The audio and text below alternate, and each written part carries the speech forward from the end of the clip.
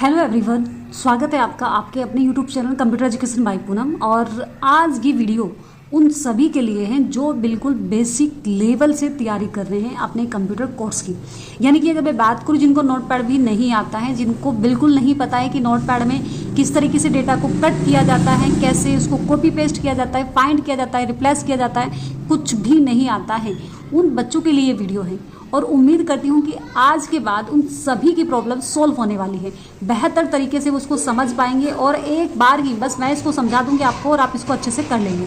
तो ज़्यादा देर बिल्कुल भी नहीं करेंगे, हम बिल्कुल नोटपैड ओपन कर लेते हैं। हालांकि नोटपैड तो ओपन करना आता ही होगा ना, या नहीं आता है? चलो नहीं आता है तो वो भी बता देती हूँ। आपको क्या करना है, आपको जाना है किस पर, स्टार्ट बटन पे जाना है, वहाँ पर विंडो आर आपको प्रेस कर देना है। ठीक है, तो आप यहाँ पर उसको प्रेस कर देंगे या फिर हम डायरेक्ट उसको लिख सकते हैं यहाँ पर। और अगर मैं बात करूँ यहाँ पर मुझे नोटपैड लिखना है तो मैंने यहाँ से नोटपैड दिखा है, मेरे सामने ऑप्शन आ रहा है, मैं इसको क्लिक कर सकती हूँ। डायरेक्ट नोटपैड ऑप्शन क्लिक कर सकते हैं। आप यहाँ पर देखेंगे ये आपका पूरा फुल पेज हमने इसको ओपन करा है। मेरे पास यहाँ पर 3 बटन्स आपको दिखाई दे रहे हैं, मिनिमाइज, और ये आपको दिखाई दे रहा है, इसको रिस्टोर डाउन भी बोल सकते हैं या फिर इसको मैक्सिमाइज बटन भी बोल सकते हैं। ये क्लोज बटन है, इसको बंद करना है तो आप इसको कट कर सकते हैं। हालांकि ये सब चीज़ें आपको बिल्कुल भी उन बच्चों के बारे में बात करें, अगर इसको मिनिमाइज कर देते हैं तो हमारा जो नोटपैड है ना, अगर हम उसको मिनिमाइज कर देते हैं तो क्या हो जाता है कि वो टास्क बार में आ जाता है।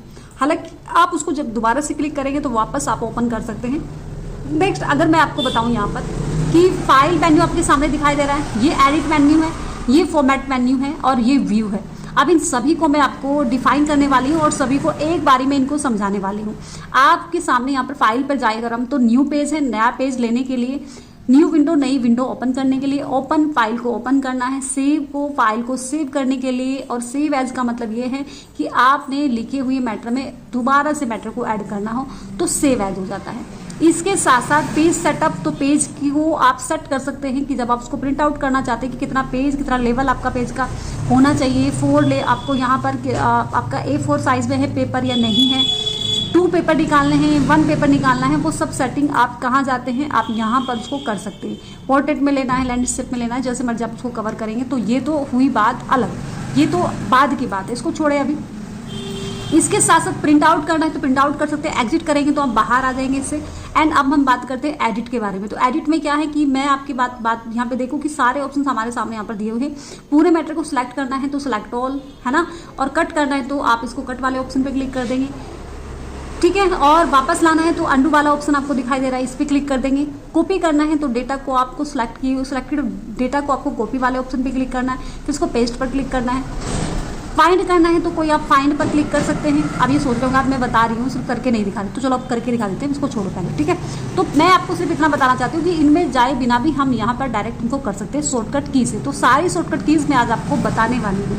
ठीक है, तो मैंने कुछ डेटा लिखा है और ज़्यादा कुछ फालतू चीज़ें मैं नहीं यूज करूँगी, नहीं तो डायरेक्ट मैं डेटा ले लेती हूँ, लिखा हुआ मेरे पास पहले से पड़ा हुआ। अब यहाँ पर अगर हम बात करें कि ये जो डेटा मेरे सामने है, अगर ये मुझे मैटर सेव करना है तो उसको सेव करने की शॉर्टकट की क्या होगी। ठीक है, तो सेव करने की शॉर्टकट की तो नॉर्मली मैं बता देती हूँ, और अगर लॉन्ग तरीका बताऊँ, बेसिक तरीका बताऊँ, तो आप फाइल से जाएंगे और सेव पर क्लिक कर देंगे। ठीक है, तो ये तरीका हो गया। और शॉर्टकट की बात करें तो Ctrl+S आप प्रेस कर देंगे। यहाँ आपकी फाइल का नेम लिख सकते हैं आप, तो जो भी आपकी फाइल का नेम है वो फाइल का नेम लिखे आप, और इसके बाद आप इसको सेव कर दें। तो ये मैंने डेटा सेव कर दिया है और आप देखेंगे यहाँ पर छोटा सा आपको साइड में आपको दिखाई दे रहा है आपका नेम, इसको सेव कर सकते हैं। इसके बाद अगर हमें नया पेज चाहिए तो नया पेज लेने के लिए आपको जाना पड़ता है न्यू पर, अदरवाइज हम Ctrl+N भी प्रेस कर सकते हैं तो हम नया पेज ले सकते हैं। कोई भी फाइल आपको ओपन करनी है तो उसके लिए आपको जाना होता है ओपन पे, अदरवाइज हम Ctrl+O भी प्रेस कर सकते हैं।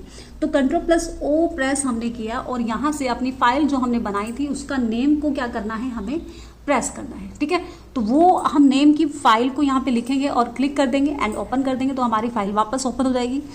इस फाइल के अंदर अगर मुझे कुछ एक्स्ट्रा डेटा ऐड करना है, जैसे कि मैंने कुछ लिखा है, this is my first file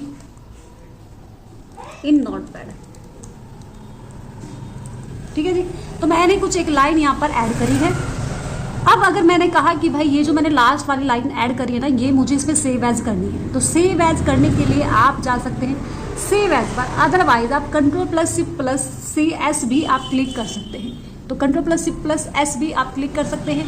यहाँ पर अगर हम बात करें तो ये आपका क्या हो जाएगा, सेव एज हो जाएगा।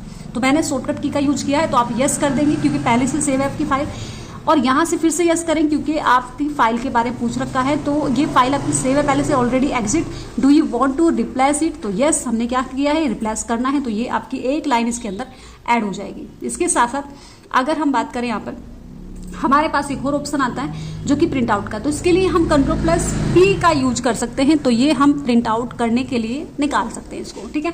तो ये आपका रहा, और आगे की तरफ बढ़ते हैं।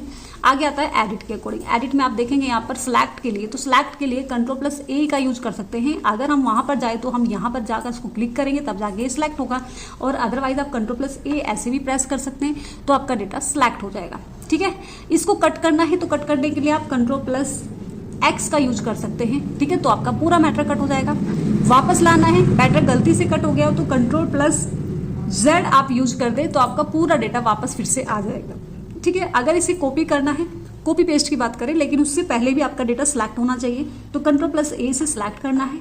Ctrl+C आपका कॉपी के लिए होता है, कॉपी किया हमने, कॉपी करने के बाद उसको पेस्ट करना है, तो Ctrl+V प्रेस करना है आपको, एंड आप अपना कर्सर रखेंगे पोजीशन पर जहां आपको चाहिए अपनी कॉपी करना।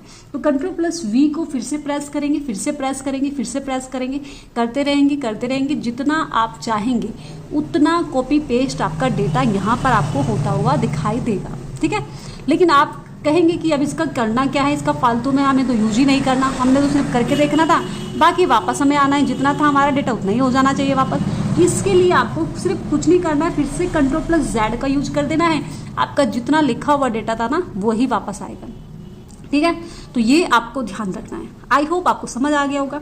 अब बात कर लेते हैं फाइंड की। फाइंड करना क्या होता है, फाइंड का मतलब होता है आपने कोई डेटा कोई मैटर आपका लिखा हुआ है, फाइंड करना है जो रिपीटेड वर्ड होगा, जो रिपीटेड वर्ड है बहुत बार आपका लिखा हुआ है। जैसे अगर मैं बात करूँ कंप्यूटर, यहाँ पे भी कंप्यूटर है, और भी जगह मुझे दिखाई दे रहा है ना, दिखाई दे रहा है, इतनी आंखें भी खराब नहीं हुई है मेरी, हाँ वैसे नज़दीक की खराब हो गई है, कुछ कम दिखने लगा है मुझको, लेकिन दूर से मुझे थोड़ा सही दिखता है। तो अब हम बात करें यहाँ पर कि हमें फाइंड करना है, फाइंड करने के लिए Ctrl+F का यूज कर सकते हैं आप, और यहाँ इसको साइड में माउस से खिसका कर रख सकते हैं इधर। क्या फाइंड करना है, मैंने कहा कंप्यूटर को फाइंड करना है, तो मैंने लिखा है कंप्यूटर, ठीक है जी। इसको लिखने के बाद हमारे पास दो ऑप्शन दिखाई दे रहे हैं यहाँ पे, अप, ऊपर, नीचे से ऊपर की ओर ढूंढता हुआ जाना है आपको, तो अप वाला बटन पे क्लिक करेंगे, और ऊपर से नीचे की ओर ढूंढता हुआ आना है आपको, तो डाउन पर क्लिक करेंगे, और यहाँ से आप फाइंड नेक्स्ट पर क्लिक करें। अब ये क्या कह रहा है, आपका पहले से जो आपका कर्सर है ना वो डाउन पे ही था, तो डाउन तो नहीं रखेंगे हम अप पे क्लिक करेंगे, नीचे से ऊपर की ओर जाएगा ढूंढता हुआ।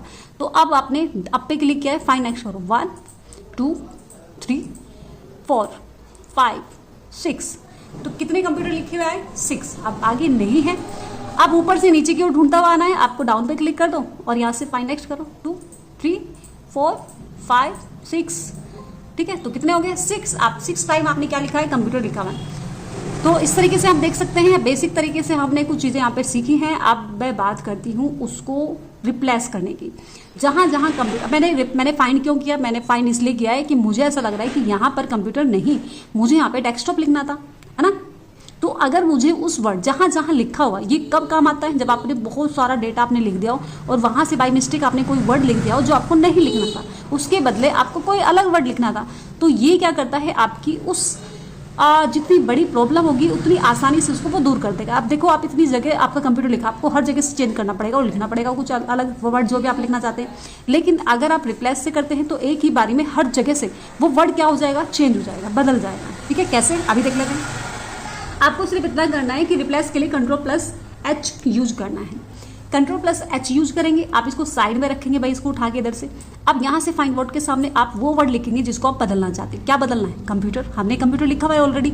अब रिप्लेस विद से हम कंप्यूटर को हटाएंगे, और यहाँ मैंने कहा कि मुझे तो क्या चाहिए भाई, यहाँ पे मुझे चाहिए यहाँ पे डेस्कटॉप, तो आपने डेस्कटॉप लिख दिया यहाँ पे, ठीक है जी। डेस्कटॉप आपने लिखा, और लिखने के बाद आप रिप्लेस ऑल वाले ऑप्शन पर क्लिक करेंगे। रिप्लेस क्लिक करेंगे ना, ओनली तो एक जगह से चेंज होगा जहाँ कर्सर होगा, लेकिन रिप्लेस ऑल की बात करेंगे तो पूरी जगह, हर जगह से जहाँ जहाँ कंप्यूटर लिखा होगा वहाँ से ये क्या हो जाएगा, चेंज हो जाएगा। कैसे, देखो जरा, यहाँ लिखा हुआ था आपका डेस्कटॉप कंप्यूटर, यहाँ लिखा हुआ था डेस्कटॉप आ गया, यहाँ लिखा हुआ था, ठीक है, यहाँ आ गया, यहाँ लिखा हुआ था, यहाँ आ गया है, और इसके साथ साथ कहाँ लिखा हुआ था भाई, यहाँ लिखा हुआ था, तो यहाँ डेस्कटॉप आपको देखने को मिल रहा है।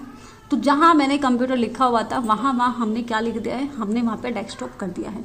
तो इस तरीके से हर उस जगह से आप उस वर्ड को बदल सकते हैं जहाँ वो वर्ड पहले कुछ और लिखा हुआ था।